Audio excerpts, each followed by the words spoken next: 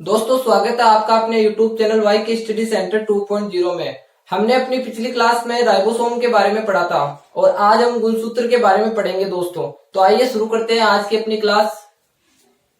दोस्तों आज की अपनी हेडिंग है गुणसूत्र,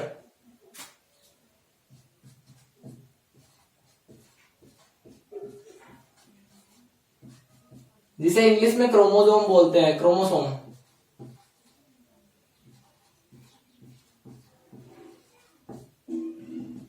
क्रोमोसोम दोस्तों सबसे पहले इसकी परिभाषा की बात करते हैं। परिभाषा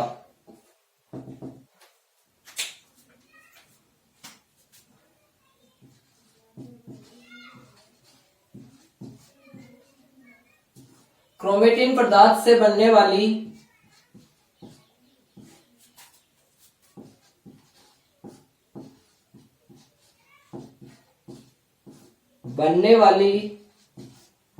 धागेनुमा संरचना को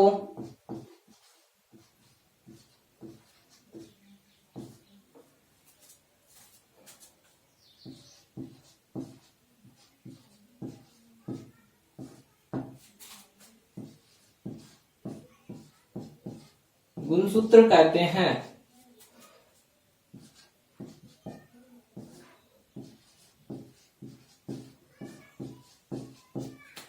क्रोमेटिन पदार्थ से बनने वाली धागेनुमा संरचना को गुणसूत्र कहते हैं। धागेनुमा संरचना का मतलब है दोस्तों धागे के समान संरचना। धागे के समान जो संरचना क्रोमेटिन पदार्थ से बनती है उसको हम क्या कहेंगे? गुणसूत्र। दोस्तों अब बात करते हैं खोज की। गुणसूत्र की खोज किसने की थी? दोस्तों एक साइंटिस्ट थे जिनका नाम था स्ट्रासबर्गर। स्ट्रासबर्गर ने गुणसूत्र की सर्वप्रथम खोज की थी और सन 1875 ईस्वी में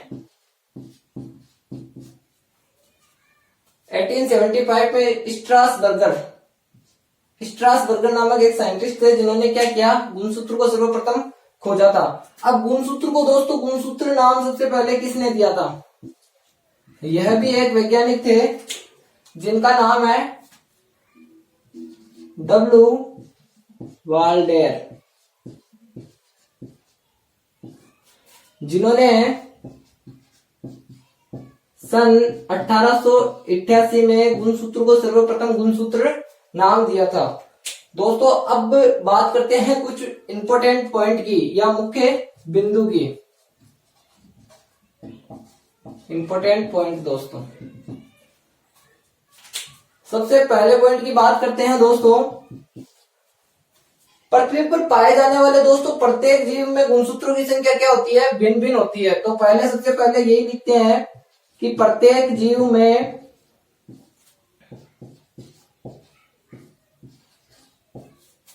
गुणसूत्रों की संख्या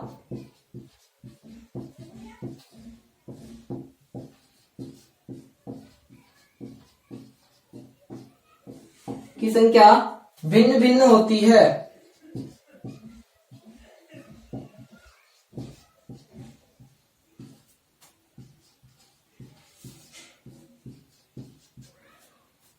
प्रत्येक जीव में गुणसूत्रों की संख्या क्या होती है दोस्तों? भिन्न भिन्न होती है। अब दूसरा बात करते हैं जंतुओं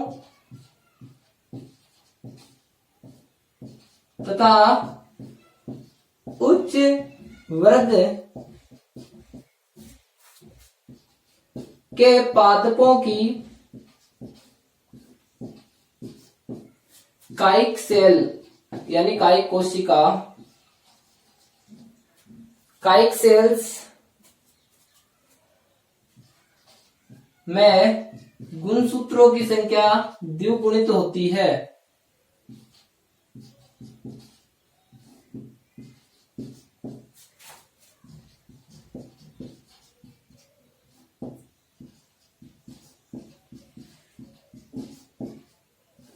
द्विगुणित मतलब दोस्तों 2n प्रकार द्विगुणित होती है तथा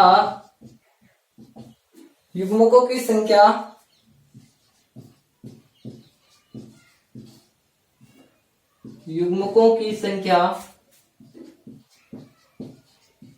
अगुणित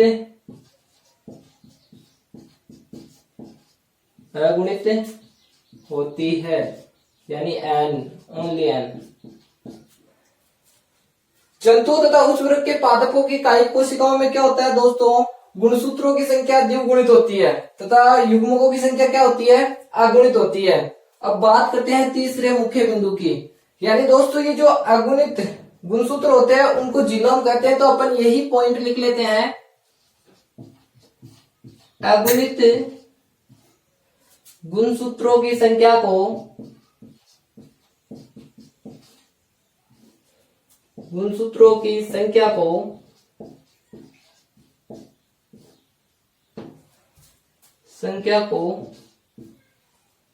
जीनोम कहते हैं।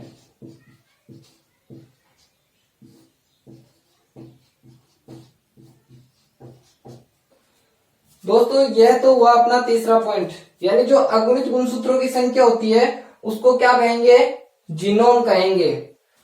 अब अगला पॉइंट देखते हैं दोस्तों, जो आवर्तबीजी पादप होते हैं,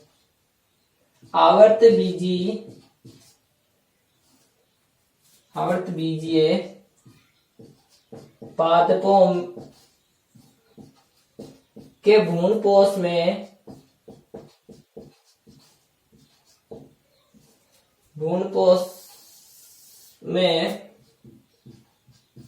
गुणसूत्रों की संख्या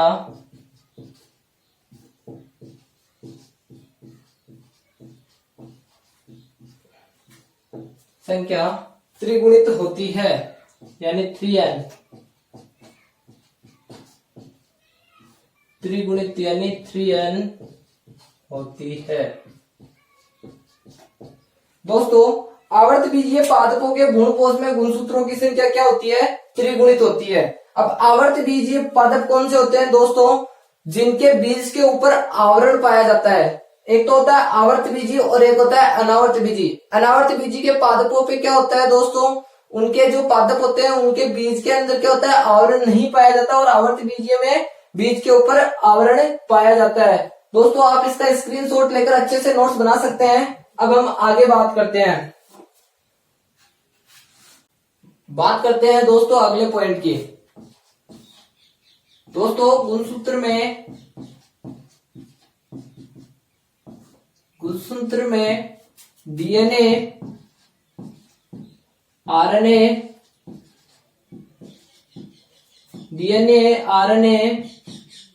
व हिस्टोन प्रोटीन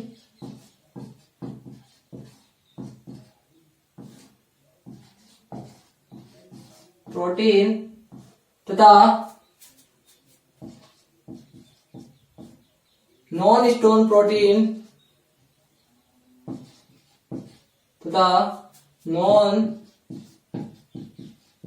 हिस्टोन प्रोटीन पाए जाते हैं।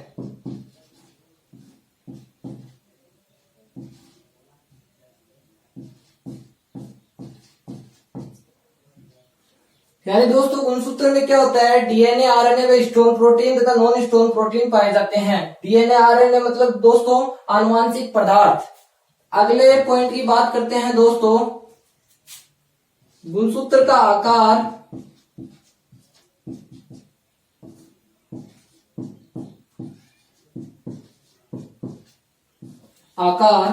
पादप कोशिका की अपेक्षा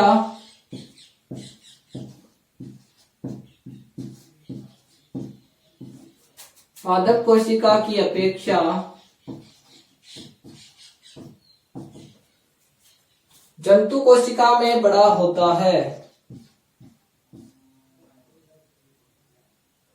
सॉरी दोस्तों,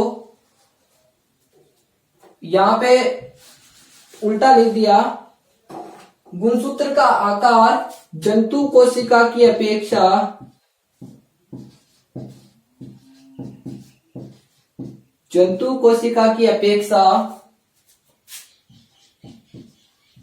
पादप कोशिका में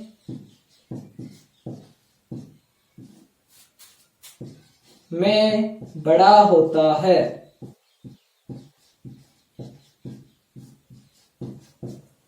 ये तो हुई दोस्तों गुणसूत्र के आकार की बात। आगे हम गुणसूत्र का आकार देखेंगे कि कौन से पादप में सबसे बड़ा होता है, कौन से पादप में सबसे छोटा होता है। फिर अपन ये भी देखेंगे कि कितने मतलब गुणसूत्र होते हैं। तो ये आगे देखते हैं दोस्तों। पहले अपन लिखते हैं छठा पॉइंट, गुणसूत्र का आकार जंतु कोशिका की अपेक्षा पादप कोशिका में बड़ा होता है।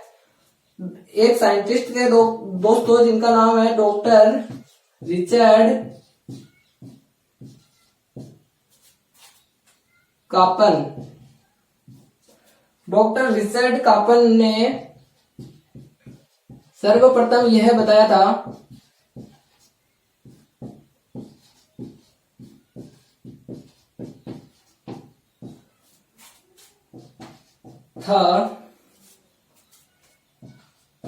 कि गुणसूत्र का आकार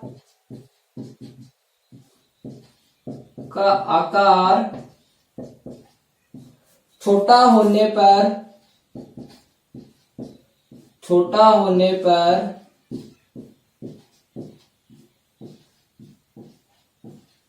वृद्धावस्था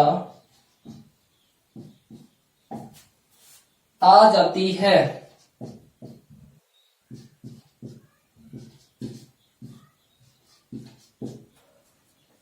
दोस्तों डॉक्टर रिचर्ड कापन ने सर्वप्रथम यह बताया था कि गुणसूत्र का आकार छोटा होने पर वृद्धावस्था आ जाती है। अगला देखते हैं दोस्तों, पादपों में सबसे अधिक गुणसूत्र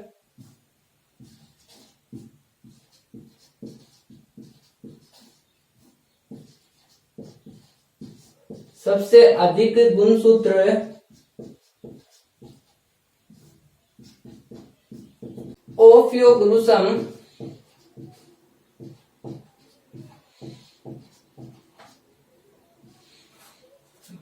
रेक्टिकुलम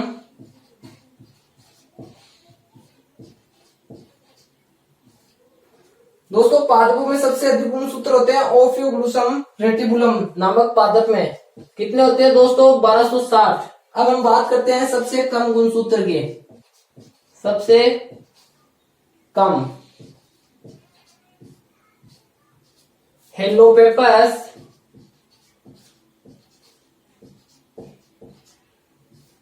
ग्रेसिनियस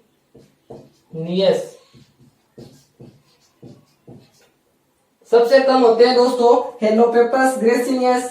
इसमें कितनी संख्या होती है? 2 गुणसूत्र। दोस्तों आप इनका स्क्रीनशॉट लेकर रख लीजिए ताकि अच्छे से नोट्स बना सके। आगे हम देखते हैं जंतुओं में सबसे अधिक और सबसे कम गुणसूत्र। दोस्तों बात करते हैं जंतुओं में सबसे अधिक।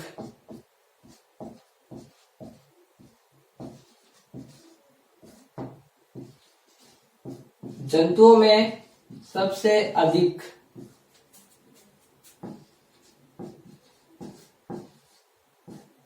ओलकेंथा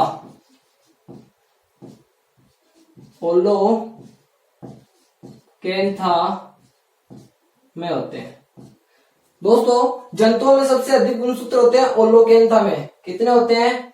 लगभग 1600। और सबसे कम दोस्तों जंतुओं में सबसे कम होते हैं एस्केरिस में। कम होते हैं एस्केरिस में। कितने होते हैं दोस्तों? लगभग 4 गुणसूत्र। ये तो हुई दोस्तों सबसे कम और सबसे अधिक की बात। एक इंपॉर्टेंट पॉइंट और लिख लीजिए दोस्तों, मानव की प्रत्येक कोशिका में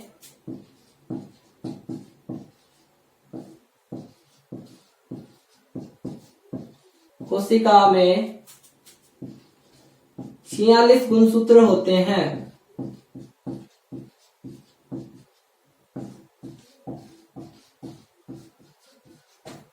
दोस्तों मानव की प्रत्येक कोशिका में क्या होते हैं? 46 गुणसूत्र होते हैं। अब यहाँ पे ध्यान देने वाली बात यह है कि अगर आपको पूछे कि मानव में गुणसूत्रों की संख्या कितनी होती है तो आपको अनंत बताना है, क्योंकि एक कोशिका में क्या होता है दोस्तों, अगर आपको पूछे मानव की एक कोशिका में गुणसूत्र की संख्या कितनी होती है तो 46 बताना है। और यह जोड़ों में पाए जाते हैं, जैसे 23 जोड़े अलग होते हैं।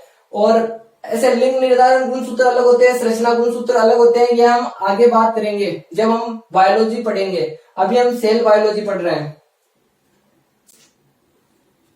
तो दोस्तों अब अगले बिंदु की बात करते हैं हम गुणसूत्र के ऊपर, गुणसूत्र पर दानेदार संरचना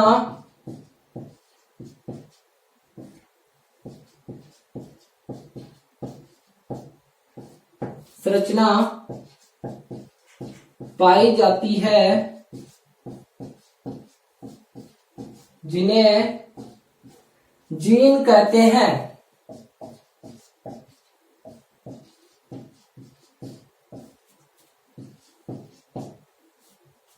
दोस्तों गुणसूत्र पर क्या होता है, दानेदार संरचना पाई जाती है, जिसे क्या कहेंगे हम, जीन कहेंगे।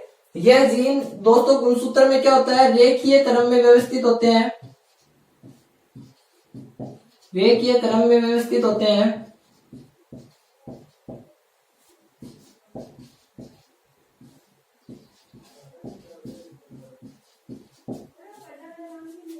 जीन में क्या होता है दोस्तों, डीएनए प्रोटीन पाए जाते हैं, प्रोटीन। जीन क्या करता है दोस्तों, एक पीढ़ी से दूसरी पीढ़ी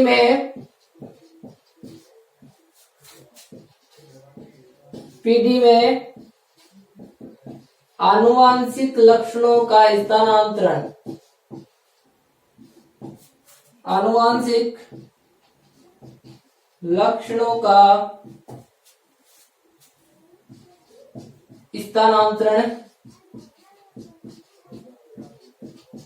स्थानांतरण करता है।